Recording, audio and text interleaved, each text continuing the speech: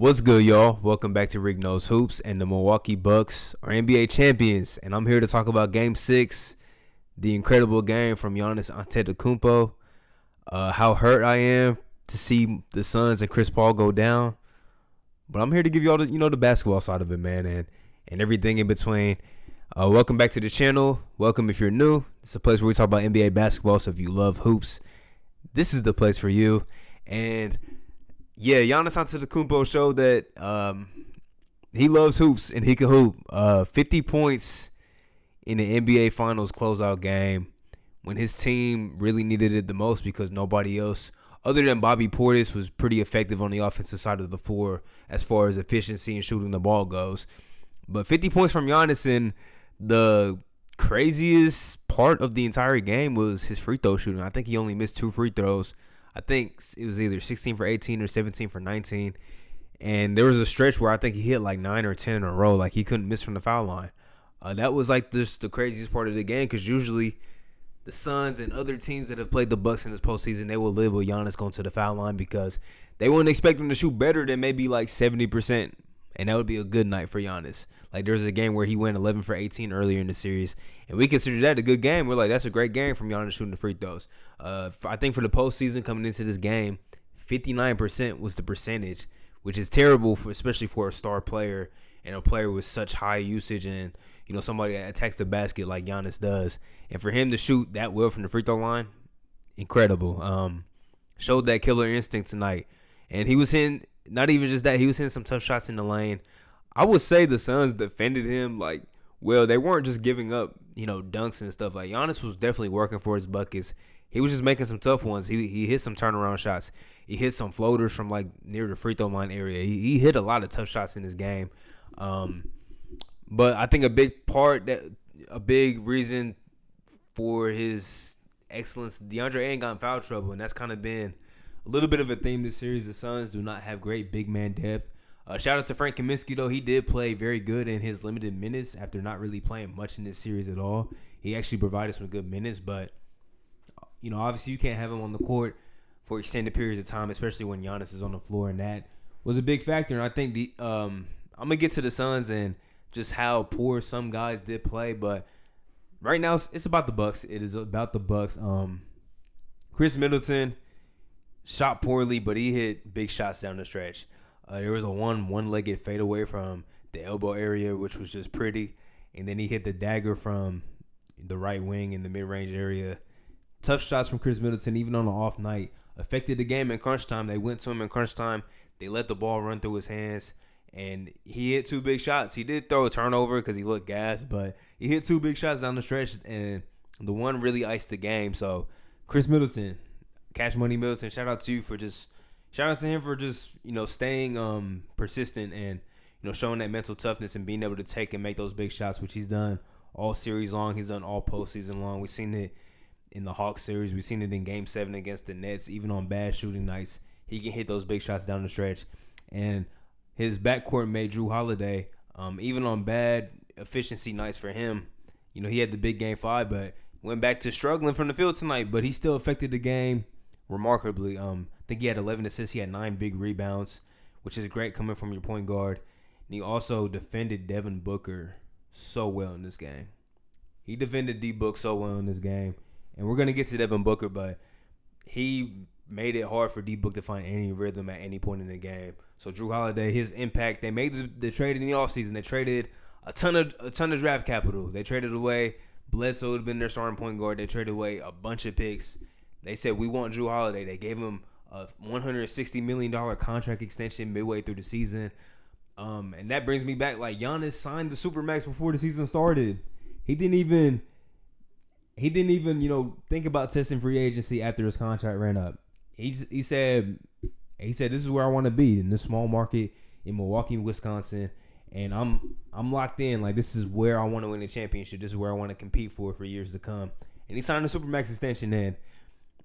Everybody was like, why would you do that? You can go to Golden State. You can go to, big markets like New York, to LA, blah, blah, blah. You can go team up with Luka. Like, a whole bunch of different things was coming from the media's mouth, NBA fans' mouths. And I think we all kind of thought that, maybe except for Milwaukee Bucks fans. And, some people were saying, probably myself included, like after they went down 2-0 in this series and his counterparts weren't showing up, we were pretty much saying like, you think he might be regretting signing that Supermax extension? Because he's locked in now. He's locked in for the next 4 years after this season concludes. But hey, trust in the process, man.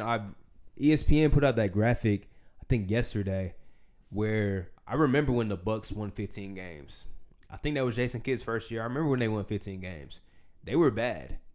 And they didn't even get the number 1 pick that year, but they were terrible. And that was when Giannis was super young. Most people didn't even. Khris Middleton had just got traded, I think, from Detroit. Had played some G League basketball. They went on to draft Jabari Parker. You remember the Jabari Parker years. You remember when they traded for Michael Carter-Williams and had, one of the tallest, longest lineups in the NBA, starting pretty much 6'6" and above at every position. They had the Greg Monroe years. They had a whole bunch of guys within this Bucks system. The Larry Sanders, I'm jumping back and forth from timelines, but I remember when Brandon Jennings and Monte Ellis was there, and Brandon Jennings said they was going to beat the Miami Heat Big Three in 6 games. And Brandon Jennings has been trending on Twitter for like the last 2 days because he said Bucks in 6, and the Bucks did win this series in 6. But I remember those Bucks teams. The Bucks were never anything. They was always trash. Like, the Bucks was always trash from as long as I remember. They had a couple years, like Andrew Bogut made All-NBA. I think that was Brandon Jennings' rookie year. Then they made the playoffs a couple more times, but the Bucks were never a threat. Like, that's how we seen them. And even when Giannis started to get good, we still just looked at the Bucks like, it's like, okay, Giannis is improving, but like, this team can't get better than the 7th seed. And then they get the 1 seed, run up against the Raptors, and the Raptors build the wall. They expose what the Bucks are incapable of. Middleton struggles. Giannis, can't really do much if the defense is working against him like that.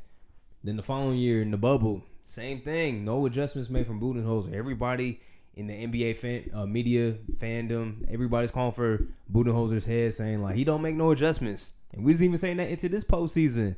And they went down 2-0 once. They went down 2-0 in this series. They dealt with Giannis missing the final 2.5 games of the Atlanta Hawks series. They've dealt with a lot. And even though they did go up against a hobble Brooklyn Nets team, they still had to win that series, and they won that series. Giannis was big time in that game 7. Khris Middleton hit big shots. Jrue Holiday hit a couple big shots in that game. Like, this team, battle tested. They came in with a different identity this season, this postseason. They didn't really care too much about the regular season. They're like, you know what? We're going to take it however we get into the postseason, and we're just going to trust our guys. We're going to trust what we do. Coach Bud makes some adjustments. He did that. I got to give him the credit. He made some adjustments. And, we're going to bring in guys like Bobby Portis. We're going to make the midseason trade for P.J. Tucker. Some tough guys. Bobby Portis, a tough dude. I remember when he punched out Mirotic. P.J. Tucker, we know how tough P.J. Tucker is. He was playing center for, last season in Houston. He was playing center pretty much the entire season. We know Jrue Holiday brings that defensive toughness, that two-way ability, but I think he really more so put his all to the defensive side. And when they needed him to step up on the offensive side, he stepped up. You got to give him his credit. You got to give everybody on the Bucks their credit. And Giannis, I feel like I haven't talked about him enough because this was a guy, 2-time MVP, Defensive Player of the Year. At the age of 25, we were expecting him to, at least make a conference finals or at least push for the NBA finals. And, the bubble was a big disappointment for this Bucks team. I think a lot of us were confident today that they could make the finals last season in the bubble. And, obviously the Miami Heat did that. But I think a lot of people were expecting Giannis to, at the age where most MVP caliber players, they don't win championships. LeBron didn't win until I think he was 27 or 28. Jordan didn't win until he was 28. Kobe is an anomaly.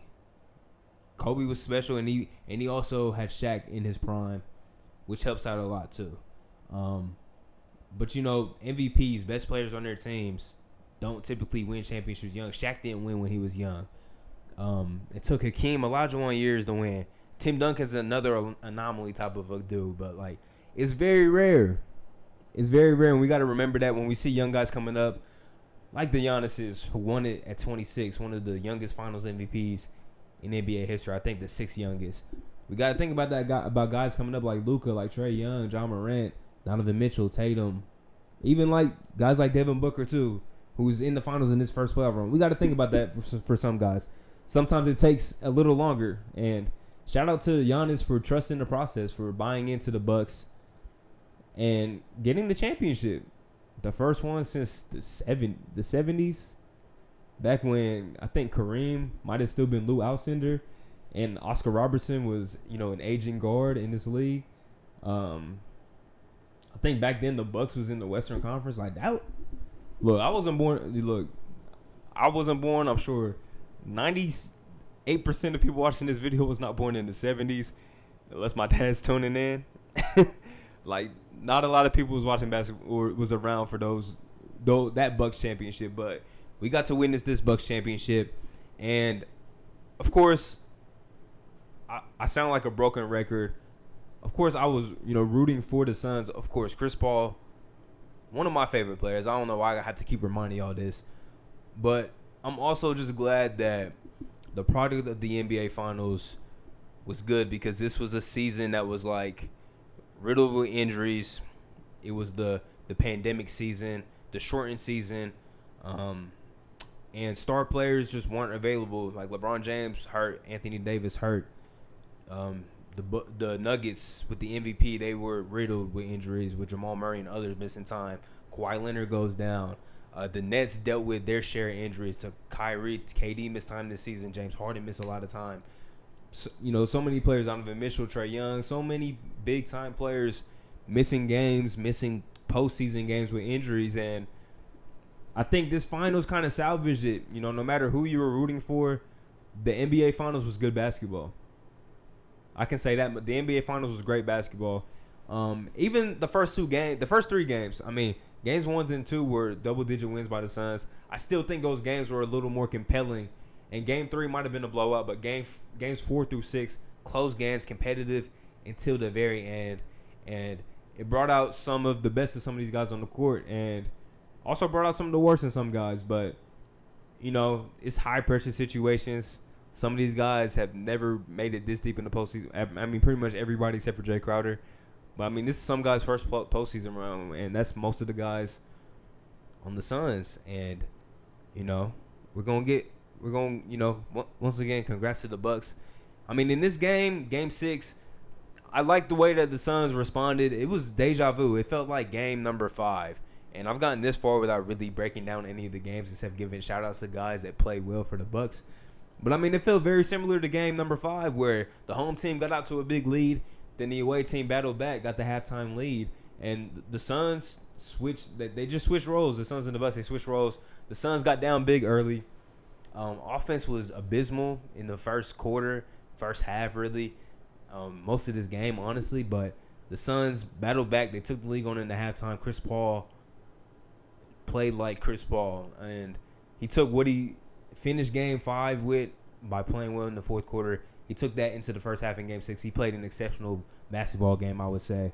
But the killer thing, campaign also changed the pace. He helped bring his team back into the game. But the killer thing is, I just think the 2/3 of the Suns' big three did not show up. Look, Devin Booker's dropped 40 in back-to-back games. 42 in game 4, 40 in game 5. He played exceptional basketball as far as scoring the ball goes. I don't want to, not that it hurt the Suns in game 5, but it was just tough because he was the only one that had a rhythm, and obviously he was cooking, but then when other guys needed to get going, it's just like the team wasn't in the rhythm like they were in that first quarter. And that's because Book was doing his thing, but then the Jrue Holiday switch really slowed that down. And then everybody else kind of had to get back into speed, how the game was going. In this game, it just looked like Devin Booker never got comfortable. And I mentioned Jrue Holiday. That's a credit to him, but it's also Book looked like that this was his first elimination game. And we have to think, they've played closeout games. They've been up 3-2. They've been up 3-0. This is their first elimination game. They've been up 3-1, but this was their first elimination game. Backs against the wall. We have to win this game. They've played games like this is a must-win situation. They played games like that. Like Game 6 against the Lakers, played like it was must-win. Game 6 against the Clippers, they played like it was must-win. I didn't see that with most of the Suns team really outside of Chris Paul. And I'll give credit to Jay Crowder too. And Mikal Bridges defensively. But, I mean, other than that, campaign too, he played very well. Didn't really get a lot of shine in the second half after having a great start to the game. But, I mean, Book is the best perimeter scorer on the floor. He's the best perimeter scorer on the floor. He's shown that in this series. He's dropped 42 times. But he didn't have it tonight. He played a 10. I made a tweet. I said, Devin Booker picked a bad game to play so tentative. And he just played like he just could not find his spots. And I mentioned Jrue Holiday. Of course, that's a credit to him. But Devin Booker looked very tentative tonight. He didn't look like he was at ease at all. He didn't look like he was playing freely like how he has been playing for pretty much most of this series other than Game 3 and now tonight. And that was, of course, it's not on. There was a lot that didn't go right for the Suns, but that was a big factor because if Devin Booker has, if he shoots maybe like 10 for 19, it's a different game. But he missed some easy shots. Man. I mean, shots that he usually hits, mid-range pull-ups, had some open threes. Kind of mishandled the alley-oop layup. I mean, there was just some easy plays that Devin Booker usually makes. And this is the play. Giannis affected the game with his shot blocking so much. There was a play near the end of the game, maybe like 3 minutes left or something like that, or 2.5. It's like a 6-point game.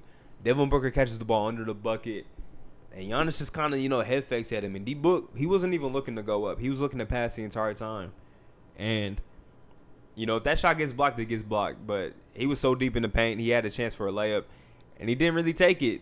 And I just think he looked like he was overthinking the game too much. And look, I've given Booker, AN, Chris Paul, and company their credit when they deserve it all postseason long. If you watch my video in Game 4, when Chris Paul played terrible, I was on his case. I was on Chris Paul's case. And I'm probably one of the biggest Chris Paul fans you'll find, so I think I have the right to judge him when he doesn't play well. I really like Devin Booker, but I wouldn't say I'm like top tier D Book fan. But I think it's enough. I think like it's rightfully so to criticize him for this performance tonight. But then again, you have to think, this is why I'm not trying to bash him so much, because this is his first postseason run. He's been incredible. Most points scored in their first postseason in NBA history. That title belongs to Devin Booker. He had big closeout. He had big games all postseason long. He had the 45 against the Lakers. He dropped 40 in this series multiple times. He had the 40-point triple-double against the Suns. Look, Book played his ass off in this postseason. It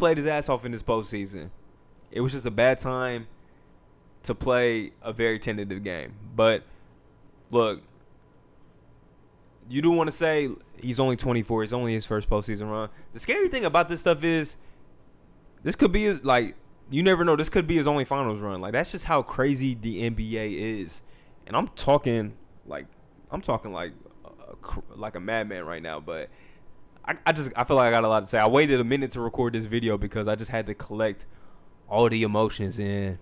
But it's the crazy thing about the NBA. Like, some of these players might never see the finals court again. They might never play in the NBA Finals again. And that's just how the life in the league is, bro. I mentioned Chris Paul. I think he was really the only one consistently in attack mode tonight. And I think down the stretch he wanted to see if other guys could get going. And Giannis was switching the pick and roll so well so Chris Paul could not just attack like how he was, through the first 3 quarters. And I think, if other guys might have been going, you get maybe a shot from Mikal Bridges or a shot or 2 more from Jay Crowder, or DeAndre Ayton doesn't play so, I want to say like lackadaisical. Like, he just played like he kind of would, like, this is like, it just wasn't the DA that I was used to seeing. It just wasn't the DA that I've been used to seeing in this postseason. It just wasn't his type of game. And I got to give a lot of credit to the Bucks for really just making his impact limited in this series, because he's been dominating teams all postseason long. Like, even in the games where he didn't score well in this postseason, he was dominating the boards. He was controlling the paint. That wasn't happening in this series. A lot of that goes to Giannis, but even Brook Lopez was getting in on the action. You know, he had the big dunk, had a couple finishes on the inside. Very just lackluster performance from the young stars for the Suns. But once again, I'm not here to bash them too much because, look, first postseason run, this is their first ever elimination game. Like that, I can only imagine what the feeling of an elimination game in the NBA Finals would feel like. Because, like, we see how Game 7s are. A lot of the times, Game 7s, guys who are usually good shooters, they don't shoot well. You know, every shot is more important. Like, this is basically the Suns' Game 7, and this is their first time being in that position, so you can only imagine what those young guys are feeling like. Chris Paul was the one that came out and played like, look, this is an elimination game. I played in elimination games before. You got to put your heart out. You got to play as good as you can. And it just seemed like maybe the Suns, being such a young team, just weren't, I don't want to say aware of that, but they weren't ready for that moment. But once again, you got to give credit to the Milwaukee Bucks for being able to pull this one off. Because it didn't look pretty for most of this game, but then Giannis happened. The Greek Freak, the MVP, two-time MVP, Defensive Player of the Year. Add NBA champion, Finals MVP to his resume because he was him tonight. He was him in this series. 3 40-plus point games is actually ridiculous. Sixth player in NBA history to score 50 points in a Finals game.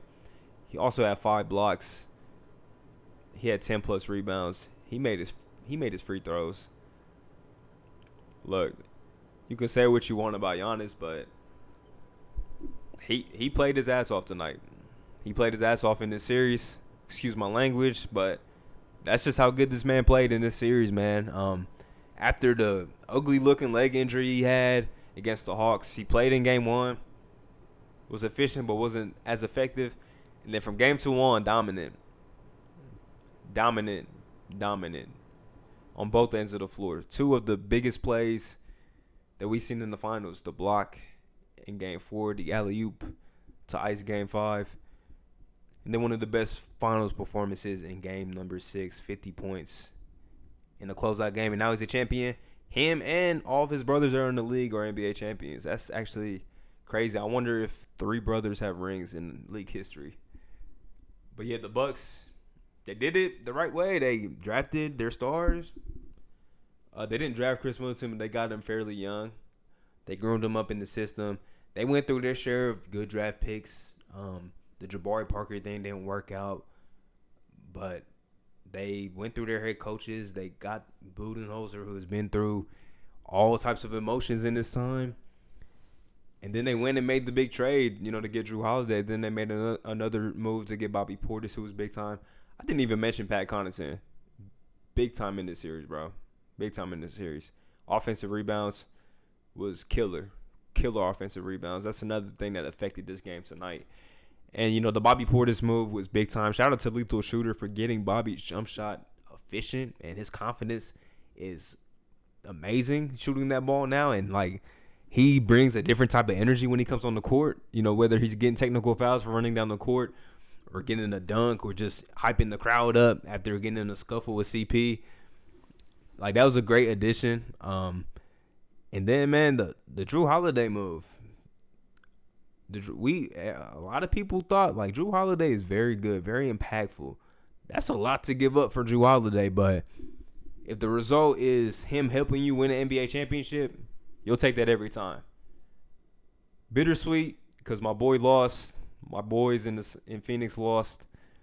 But the Bucks are NBA champions. And now it's the offseason. Another bittersweet part. A great season ends. Now we're in the offseason. That's not going to stop down the production from me, though, because the offseason, a lot of news, man. I got to do my draft stuff. I want to do this thing for y'all. I'm going to cover each team, or maybe each playoff team. I don't know yet. Now, I'm going to do each team. I'm going to do each team, 30 teams, what they should do in this offseason. Or maybe just the important team. I don't know. Because some teams, it's pretty obvious. Like some teams is pretty obvious, like the Pistons draft well, the Rockets draft well. Maybe just the teams. I'm gonna do the teams that were in the play-in. I think that's more. Yeah, thinking about this on the fly, but I'm gonna get that together for y'all. Of course, draft stuff, and then free agency is gonna hit. I'm gonna be on vacation in a couple of days, but I'm gonna try and get some videos recorded ahead of time so I can get them out to y'all still, because I don't want to leave y'all without any content. Just because the season end, this is me, Rick Knows Hoops is ending, man. Appreciate y'all for helping me through this first season. Started this in January, we're up to 253 subscribers, I believe, and views have been going very well lately. Like, getting 100 views on a lot of my recent videos is big time. And hopefully, with the offseason coming, it will just ramp up y'all's interest. I really do, like, wholeheartedly appreciate all of the support. And yeah, what an NBA season. Congrats to the Bucks. Congrats to Giannis for the legendary performance. And yeah, we out, man. Peace.